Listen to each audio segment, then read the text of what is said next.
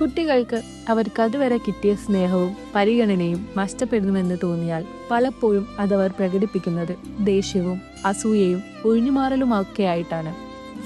ഇത് വേണ്ട വിധം ശ്രദ്ധിക്കപ്പെട്ടിട്ടില്ലെങ്കിൽ പല രീതിയിലുള്ള പ്രശ്നങ്ങളിലേക്ക് ഇത് വഴിവെക്കാം.